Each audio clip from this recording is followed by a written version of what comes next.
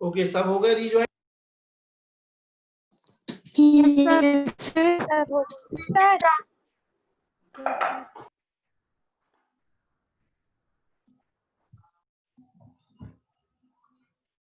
चलिए, लगभग सभी लोग आ गए। तो Bhagat Singh was busy reading the biography. Biography मतलब होता है, ठीक है, बायोग्राफी और ऑटोबायोग्राफी मतलब समझ लीजिए, जो जीवनी होती है उसको बायोग्राफी कहते हैं, ठीक है। जीवनी मतलब जैसे मैं अपनी कहानी पूरे जीवन की लिख दूं तो वो बायोग्राफी बन जाएगी, ठीक है। और यदि मैं अपने बारे में लिखूं, अपनी कहानी लिखूं तो वो ऑटोबायोग्राफी कहलाएगी। लेकिन जैसे किसी और के बारे में मैं लिखूं तो वो बायोग्राफी कहलाएगी। जैसे मान लीजिए मैंने महात्मा गांधी के बातों को सुना, जाना और उनके ऊपर कुछ लिख दिया तो वो क्या हो जाएगी, बायोग्राफी हो जाएगी महात्मा गांधी की स्वयं की, ठीक है। अगर मान लीजिए मैंने अपने स्वयं के ऊपर लिखना कुछ किया, अपनी जीवनी लिखना शुरू की तो वो ऑटोबायोग्राफी कहलाएगी। बायोग्राफी और ऑटोबायोग्राफी में अंतर होता है। ऑटोबायोग्राफी कभी कंप्लीट नहीं होती जबकि बायोग्राफी कंप्लीट होती है। क्योंकि ऑटोबायोग्राफी यदि मैं लिखूंगा अपनी आत्मकथा तो मैं अपनी आत्मकथा को पूरा नहीं लिख पाऊंगा, क्योंकि जब तक मैं लिखूंगा मान लीजिए उसके बाद डेथ हो गई मेरी तो उसके कारण मेरी क्या रहेगी, ऑटोबायोग्राफी जो है वो इनकम्प्लीट रहेगी। लेकिन मान लीजिए मैंने किसी को देखा और उसके ऊपर लिखा तो वो मर भी जाएगा तो मुझे उसकी सारी बातों का पता रहेगा और मैं उसकी बायोग्राफी को कंप्लीटली लिख पाऊंगा। तो भगत सिंह व्यस्त थे पढ़ने में लेनिन नाम के व्यक्ति की जीवनी को। In fact he had just read a few pages. वास्तव में ही हैड जस्ट रीड, उन्होंने कुछ ही पेज पढ़े थे, when the door of the dungeon. Dungeon इसको पढ़ते हैं, ये आपका कहलाता है काल कोठरी। जो काल कोठरी होती है नीचे की तरफ बनी रहती है, तहखाना जिसे हम कहते हैं उसे डंजन, इसका उच्चारण सुन लेना, डंजन। डंजन, इसको डंजियन वगैरह ऐसा कुछ मत पढ़ना, ये है डंजन, डंजन। तो when the door of the dungeon, और जैसे ही उस तहखाने का दरवाजा ओपन यानी खुला, and let in a jail officer, और उसमें प्रवेश किया एक जेल ऑफिसर ने। सरदार जी उन्होंने संबोधित किया। देखिए इन्वर्टेड कॉमा लगे हैं, इन्वर्टेड डबल इन्वर्टेड कॉमा लगे होने का मतलब होता है यह ज्यों के त्यों शब्द है उस व्यक्ति के जिसने ये कही है। तो देखिए 1 मिनट एक्सक्यूज मी। हाँ आसाडी जी, मैं अभी क्लास ले रहा हूँ ऑनलाइन, तो 15 मिनट बाद हम मिल लेते हैं। कहाँ हैं आप? Okay. Sardar ji please be ready.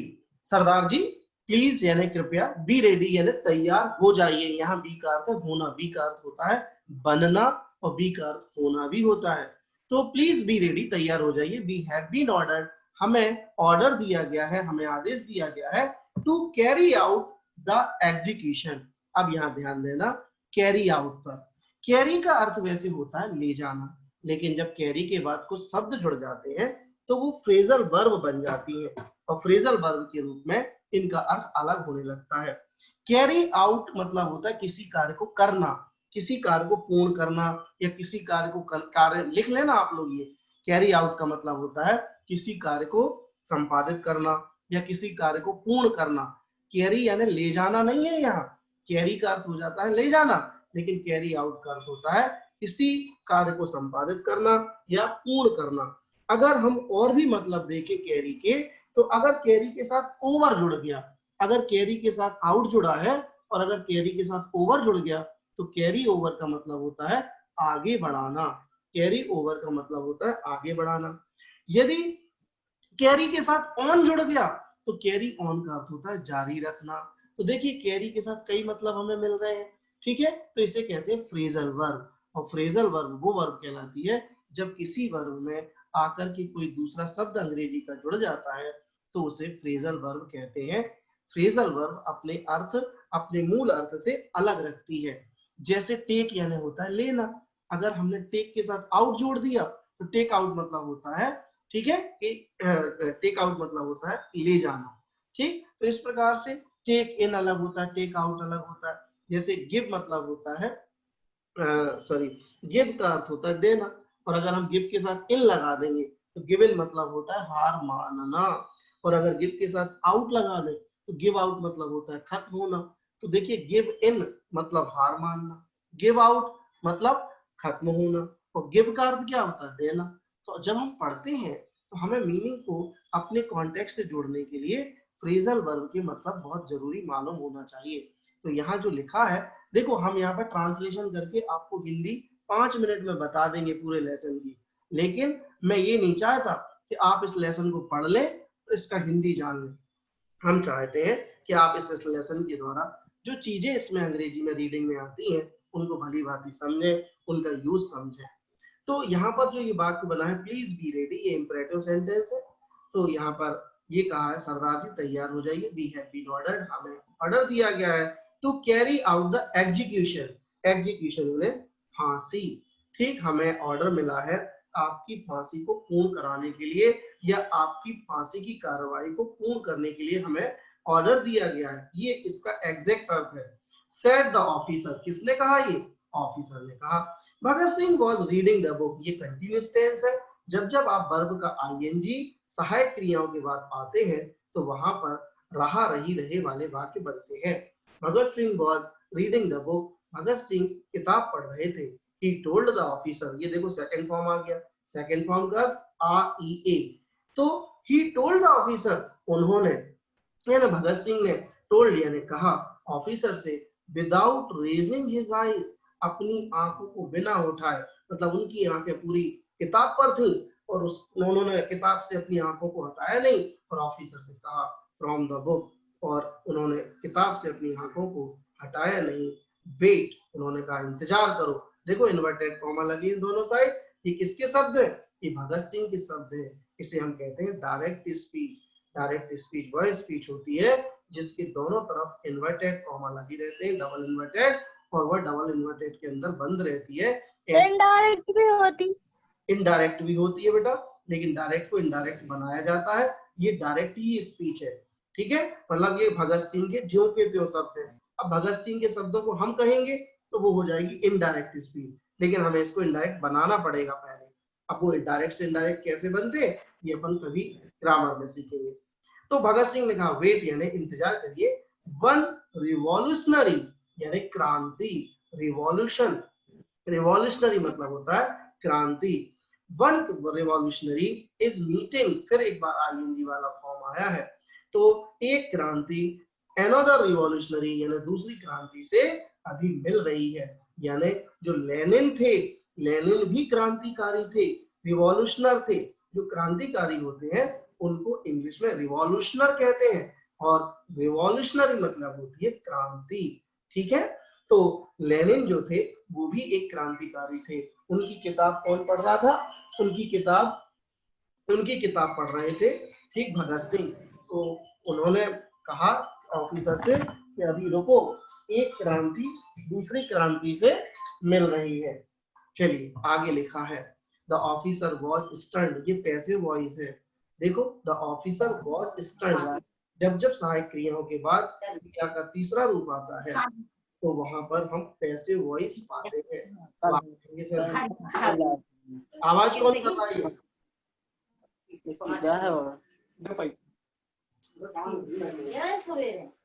ये मनीष रजक जो है और मुंतजर खान, ये अपना माइक बंद कर लें नहीं तो क्लास से रिमूव कर रही हूँ।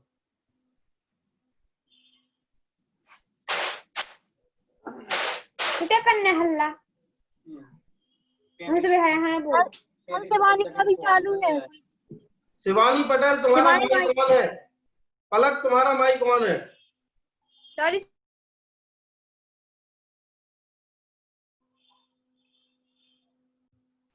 एक बात बताओ, सबको पढ़ना अच्छा लग रहा है कि नहीं, नहीं तो बंद करें क्लास। यस सर अच्छा लग रहा है, यस सर अच्छा लग रहा है। और अगर आप यस सर अच्छा लग रहा है। इसकी इसकी हिंदी भेज दूंगा तो घर पे पढ़ लेना। नो सर अच्छा लग रहा है। नो सर अच्छा लग रहा। तो फिर ये सर हल्ला, बहुत अच्छा लग रहा, वेरी नाइस। माइक को म्यूट रखो। The officer was stunned by the tone of Bhagat Singh's voice and stood still. Officer बड़े स्तब्ध रह गए, बहुत चकित रह गए। By the tone of Bhagat Singh voice, Bhagat Singh की आवाज की जो टोन थी उसको सुनकर के ऑफिसर्स क्या हो गए, बहुत स्तब्ध हो गए। एंड स्टूड स्टिल, और बिल्कुल शांत खड़े हो गए। Bhagat Singh resumed reading the book, resume मतलब उन्हें किसी कार्य को शुरू करना, रिज्यूम, ठीक है। ये आपके कभी कभी आपने देखा हो टीवी में भी ये रिमोट में बटन होता है, किसी चीज को रिज्यूम अपन पॉज कर देते हैं, पॉज करने के बाद उसको फिर से शुरू करना तो रिज्यूम होता है। भगत सिंह रिज्यूम, ये फिर वर्ब का सेकंड फॉर्म है।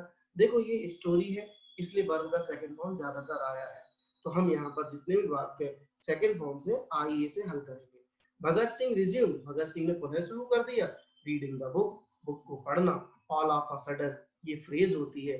ऑल ऑफ अ सडन पूरी एक फ्रेज है, ये एक शब्द अलग अलग नहीं है।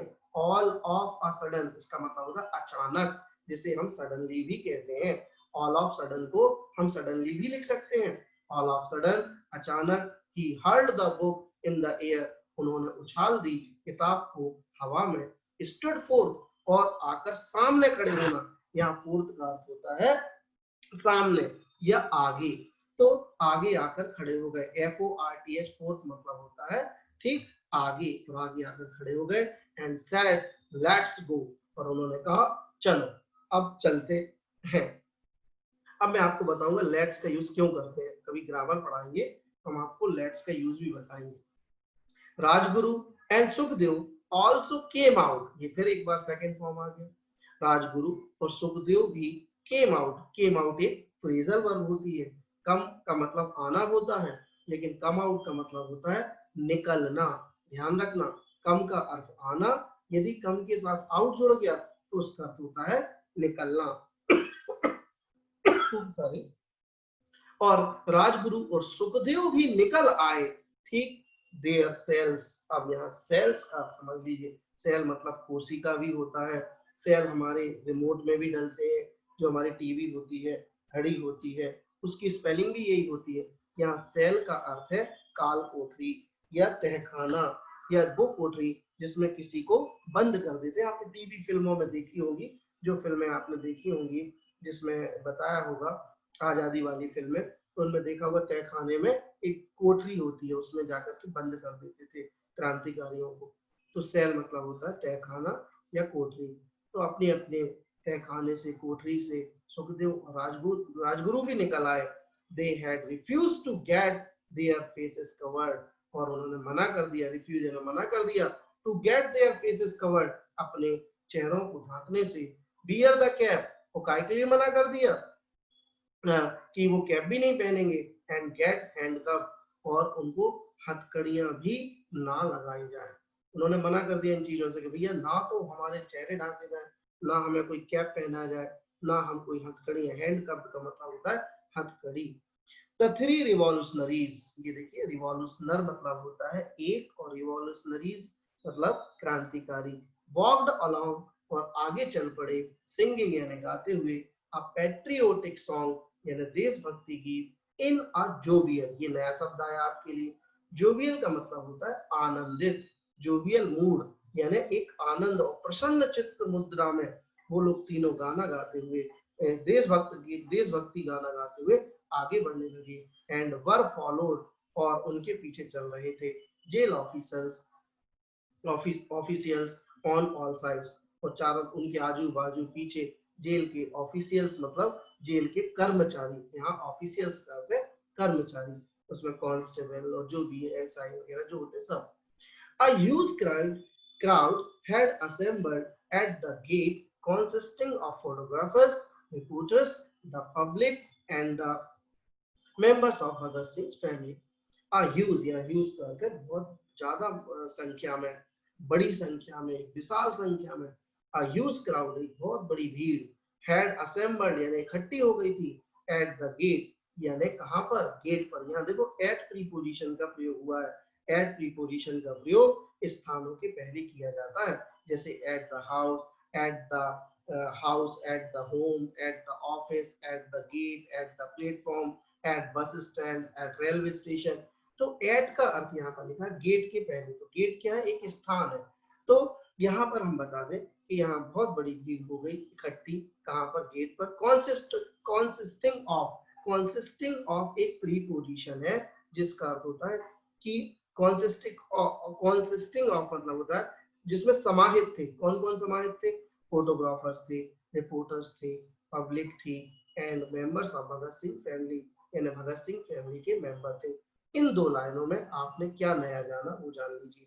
यहाँ आपने जाना कि कॉन्सिस्टिंग ऑफ जो है एक प्रीपोजिशन होती है जिसमें हम इसको कह सकते हैं हिंदी में शामिल होना।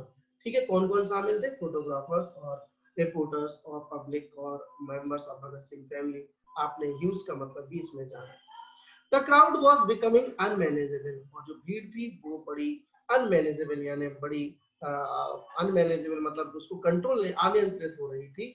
लाउड स्लोगन्स, और बहुत तेजी से स्लोगन्स यानी नारे, वर बीइंग रेज्ड यानी लगाए जा रहे थे, both inside and outside the jail, jail के अंदर भी जेल के बाहर भी। Bhagat Singh father Sardar Kishan Singh realise that, Bhagat Singh के पिताजी, उनका नाम था सरदार किशन सिंह, रियलाइज उन्होंने महसूस किया। रियलाइज मतलब होता है महसूस करना। रियलाइज उन्होंने महसूस किया कि द पुलिस माइट फायर, शायद, यहाँ माइट का अर्थ है शायद। जब जब हम गागेगी वाले वाक्य बनाना चाहते हैं अंग्रेजी में तो हम विल का प्रयोग करते हैं, और अगर गागेगी के साथ शायद शब्द का प्रयोग करना हो तो हम विल को माइट में बदल देते हैं। जैसे he will come, he will come मतलब वह आएगा, और हमें कहना शायद वह आएगा तो हम कहेंगे ही माइट कम। जैसे मैंने कहा मैं पढ़ाऊंगा तो आई विल टीच, तो शायद मैं पढ़ाऊंगा, तो अब हम विल को माइट में बदल देंगे तो कहेंगे आई माइट टीच। तो यहाँ लिखा है द पुलिस माइट फायर, यानी शायद पुलिस फायर कर देगी। ये किसने महसूस किया? सरदार किशन सिंह ने। The police might fire eight, और लाठी चार्ज द पीपल, यानी लोगों पर लाठी चार्ज कर देगी या लोगों पर फायर कर देगी। एनी मोमेंट किसी भी वक्त, एनी मोमेंट यानी किसी वक्त, and many innocent people would die, और ऐसे में कई निर्दोष, इनोसेंट मतलब इनोसेंट पीपल मतलब होता है निर्दोष लोग, वुड डाई यानी मर जाएंगे। यहाँ वुड का अर्थ देखो गागेगी है, इसलिए क्योंकि पहले जो वाक्य बने हैं वो सब पास्ट टेंस के हैं, इसलिए हमें विल की जगह यहाँ वुड लिखना पड़ रहा है। और आगे लिखा है he asked his wife, उन्होंने अपनी पत्नी से कहा। यहाँ आस्क का अर्थ पूछना भी होता है और आस्क का अर्थ कहना भी होता है। तो यहाँ आस्क का अर्थ है कहा। तो उन्होंने अपनी पत्नी से कहा let's go lest some misfortune should befall. यहाँ बहुत अच्छी चीज आई है NEST। लेस्ट एक कंजंक्शन है जिसका अर्थ होता है कहीं ऐसा ना हो। आप रजिस्टर में लिख लें इसको। लेस्ट मतलब होता है कहीं ऐसा ना हो। तो उन्होंने अपनी पत्नी से कहा, सरदार किशन सिंह ने, लेट्स गो चलो आओ, कहीं ऐसा ना हो, सम मिसफॉर्चून कोई दुर्भाग्य, शुड बी फॉल यानी ऐसा ना हो कि कोई दुर्भाग्य घटित होना। बी फॉल का अर्थ होता है घटित होना। द हार्मलेस इनोसेंट पीपल, किसके साथ? ये बेचारे निर्दोष लोगों के साथ कोई मिसफॉर्चून या दुर्घटना ना घट जाए। कहीं ऐसा ना हो कि इन मिसफॉर्चून, कोई मिसफॉर्चून यानी कोई दुखद घटना, शुड बी फॉल यानी घटित हो जाए। ठीक, द हार्मलेस इनोसेंट पीपल, इन निर्दोष लोगों के साथ।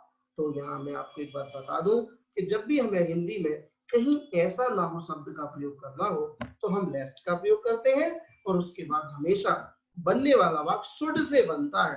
शुड का अर्थ आप लोग जानते हैं चाहिए, लेकिन जब हम लेस्ट कंजंक्शन का प्रयोग करते हैं तो आगे शुड वाला वाक्य जरूर बनता है, लेकिन उसका अर्थ चाहिए कभी नहीं होता। जब जब लेस्ट कंजंक्शन आए तो आपको अगला वाक्य शुड से बनाना है। जैसे मैं उदाहरण दे रहा हूं, सुनना।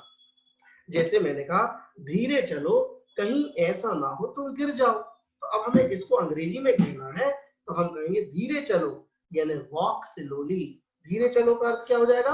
Walk slowly. कहीं ऐसा ना हो, इसके लिए हम लगा देंगे lest. Walk slowly lest you should fall, you should fall. तो यू शुड फॉल का अर्थ ये नहीं होगा कि तुम्हें गिरना चाहिए, लेस्ट के साथ शुड का अर्थ हो जाता है कहीं ऐसा ना हो तुम गिर जाओ। जैसे मैंने कहा कि भाई अच्छे से पढ़ाई करो, कहीं ऐसा ना हो, ठीक है, कहीं ऐसा ना हो कि तुम फेल हो जाओ। तो फिर हम इस चीज को कहेंगे कि पढ़ाई करो, study carefully, लेस्ट you should fail, कहीं ऐसा ना हो तुम फेल हो जाओ, ये लेस्ट का प्रयोग होता है। तो सरदार किशन सिंह ने अपनी वाइफ से यही कहा, लेट्स गो, चलो आओ, लेट्स लेस्ट एक लिस्ट भी होता है, लिस्ट हम बाद में बताएंगे। Lest some misfortune should befall the harmless innocent people, इस लाइन का अर्थ है कहीं ऐसा ना हो कोई दुर्घटना ठीक इन निर्दोष लोगों के साथ हो जाए। आज की क्लास में हम इतना ही पढ़ेंगे, कल हम दोबारा इसको वापस आपको आगे पढ़ाएंगे, कंटिन्यू रहेगी कल क्लास, कोई पूछेगा नहीं कल क्लास लगेगी कि नहीं, कल आपकी क्लास लगेगी, ठीक है। Okay sir. Okay, thank you sir. Okay okay sir.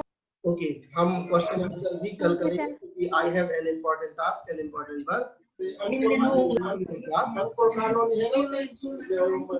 By saying Jai Hind to all of you and good night.